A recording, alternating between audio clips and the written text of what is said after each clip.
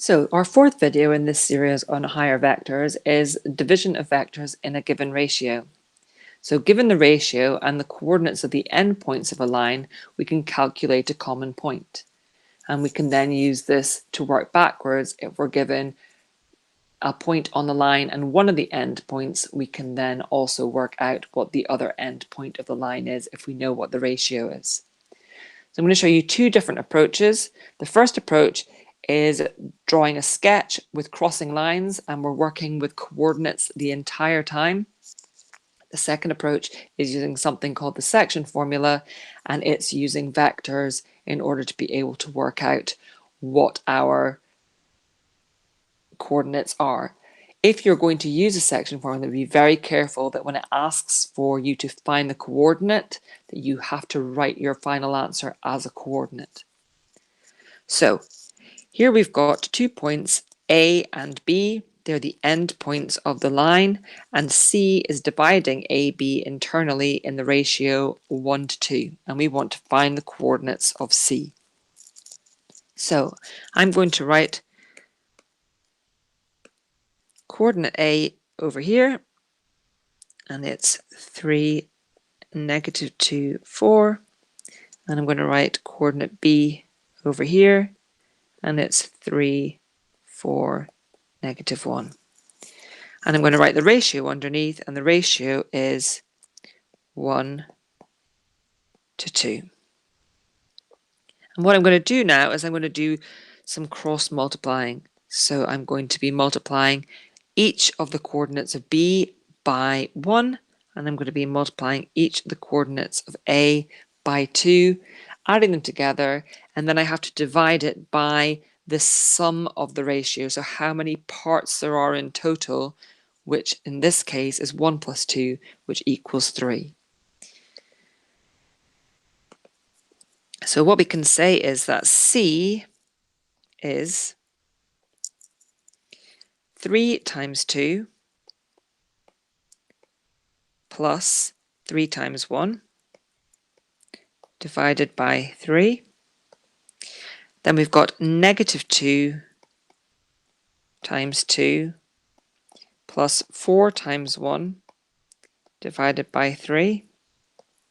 And finally, we've got 4 times 2 plus -1 times 1 divided by 3 to give us our z coordinate.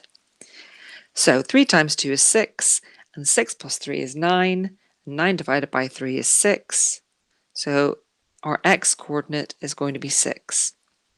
Now we've got -2 times 2 is -4, plus 4 times 1, which is 4, so that becomes 0, and 0 divided by anything is still 0, so our y coordinate is going to be 0. And then we've got 4 times 2 is 8, plus -1 times 1 is -1, so we end up with 7, and 7 divided by 3 fraction, so we're going to write it as 7/3. So the coordinate C is 6, 0, 7/3.